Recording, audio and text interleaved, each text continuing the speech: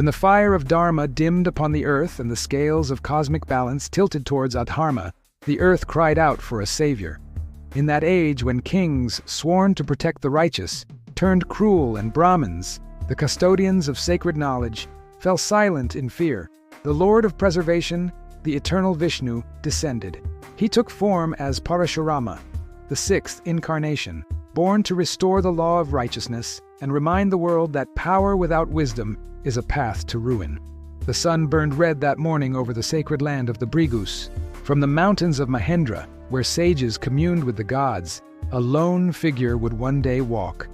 Eyes blazing with a divine fury, an axe glinting in the dawn, destined to reshape the destiny of an era.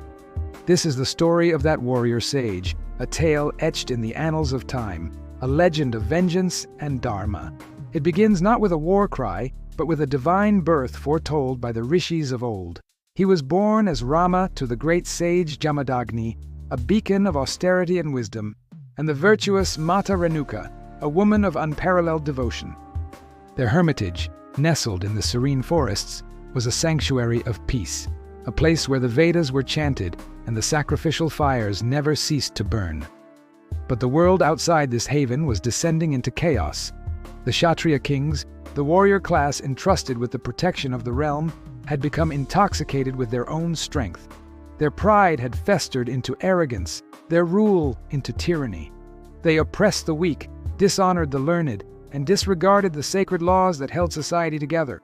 It was to correct this imbalance, to restore the sanctity of both spiritual wisdom, Brahmatej, and martial power, Kshatra Bal, that Vishnu chose to be born into the Brigu lineage.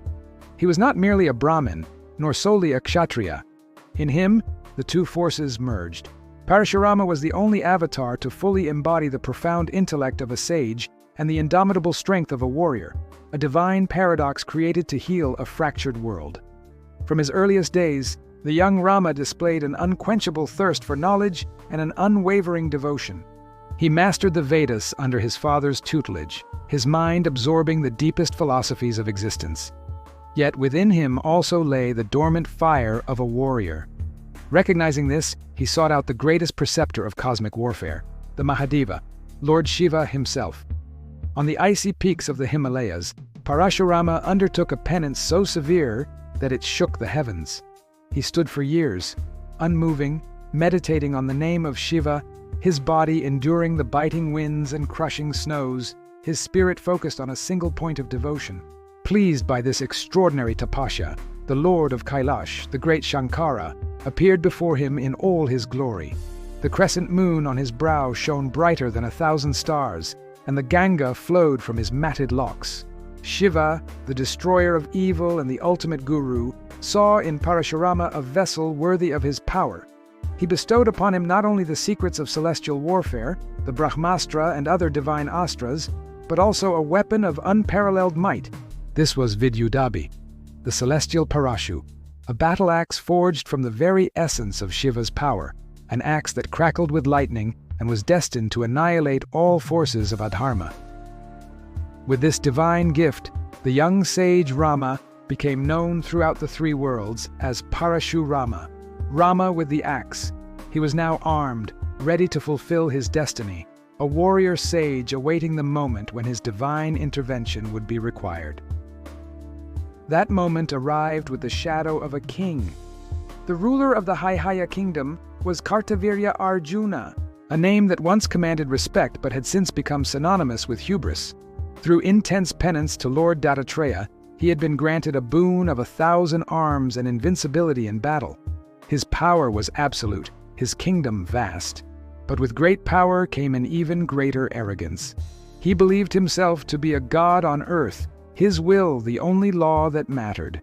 One fateful day during a royal hunt, the king and his vast army arrived, weary and famished, at the humble ashram of sage Jamadagni. The sage, following the sacred laws of hospitality, welcomed the king and his entire retinue with honor. Kartavirya Arjuna scoffed internally, wondering how a poor hermit could possibly feed 1,000 weary soldiers. But his cynicism turned to astonishment when Jamadagni called upon the divine cow, Kamadhenu. She was a daughter of the heavens, a celestial being who could manifest any food, any drink, any treasure her master desired. A magnificent feast, fit for the gods themselves, appeared as if from thin air. The king and his men ate their fill, but as he watched the miraculous cow, a dark seed of greed took root in his heart. Why should such a treasure belong to a simple Brahmin? A being of such power, he reasoned, belonged in a king's treasury. His mind clouded by avarice, he demanded that Jamadagni surrender Kamadhenu. When the sage humbly refused, explaining that she was a sacred trust essential for their rituals, the king's pride was wounded. Mocking the sage's powerlessness, Kartavirya Arjuna ordered his soldiers to seize the divine cow by force. Kamadhenu cried out as she was dragged away, and the sanctity of the ashram was violated. When Parashurama returned to the hermitage, he found a scene of desolation. His father sat in stunned silence, the sacred sacrificial grounds desecrated, and his mother wept in despair. The story of the King Vaya's outrageous act of theft and disrespect filled him with a righteous fury. This was not merely a crime against his family, it was an assault on Dharma itself. The king, a kshatriya sworn to protect Brahmins and their sacred traditions, had instead become their tormentor. The blood of the Brigus boiled in his veins, and the sage's calm gave way to the warrior's resolve. He lifted his celestial parashu, its edge humming with divine energy, and vowed an oath that echoed through the forest. The arrogant king would be punished, and the divine Kamadhenu would be returned. His pursuit was swift and terrible. Parashurama, a solitary warrior, confronted the might of the Haihaya Empire. Kartavirya Arjuna, confident in his 1,000 arms and the boons that protected him, sent his finest battalions, but they fell before the warrior sage like trees in a storm. The parashu, wielded with divine precision, sliced through chariots, elephants, and soldiers alike. Finally, the king himself came forth to battle, his 1,000 arms brandishing a fearsome array of weapons. The sky darkened as a great and terrible battle commenced. But the king's boon was no match for the incarnation of Vishnu. With a mighty roar, Parashurama swung his divine axe. In a blur of motion, he severed each of Kartavirya Arjuna's 1,000 arms, stripping him of his pride and his power. Then, with a final decisive blow, he ended the tyrant's life, restoring Dharma and reclaiming the sacred cow Kamadhenu. Returning to the ashram, Parashurama recounted his deeds to his father, but sage Jamadagni, a man of peace, was not pleased. He chastised his son, reminding him that a Brahmin's true power lies in forgiveness, not vengeance. "You have allowed anger to overpower your wisdom, my son," the sage lamented.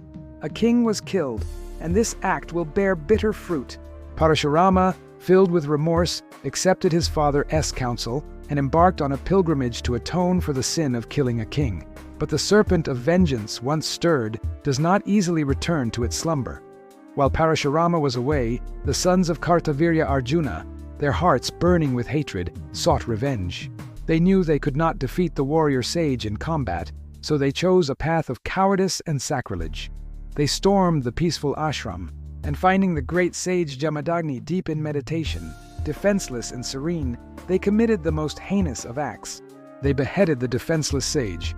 Mata Renuka, witnessing this horror, beat her chest and cried out in anguish.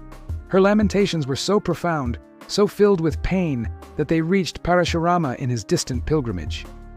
His heart ignited with a fury so immense, so divine and terrible, that the very earth trembled.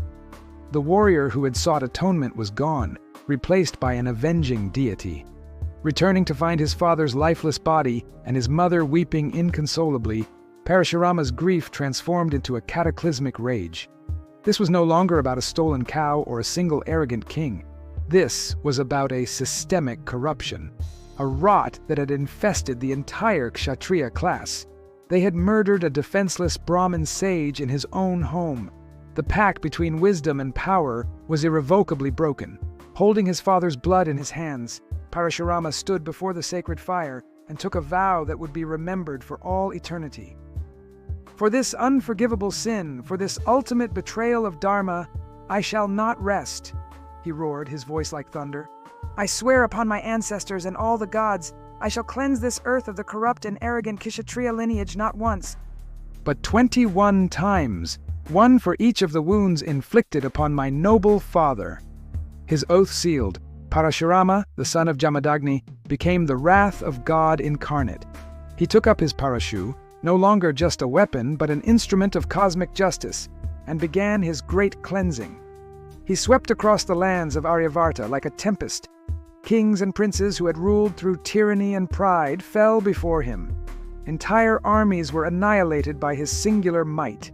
The earth became soaked with the blood of the adharmic warriors. He filled 5 great lakes at Kurukshetra with their blood as an offering to his ancestors. 21 times he circled the subcontinent, seeking out every last vestige of the corrupt Kshatriya clans that had forgotten their duty. When his terrible vow was finally complete, and the earth was purged of its tyrannical rulers, the great rage within him subsided. The warrior's fire cooled, and the sage's wisdom returned. He performed the sacred Ashwamedha Yajna, the horse sacrifice, to atone for the bloodshed and purify the land. In a final, ultimate act of renunciation, he gathered all the kingdoms and territories he had conquered and donated the entire earth to the Brahmins, led by the great sage Kashyapa. Having relinquished all worldly possessions, he retreated to the Mahendra Mountains to continue his penance, an immortal sage watching over the ages. Parashurama. Esi's story is not merely one of vengeance. It is a reminder that even divine wrath serves a higher justice.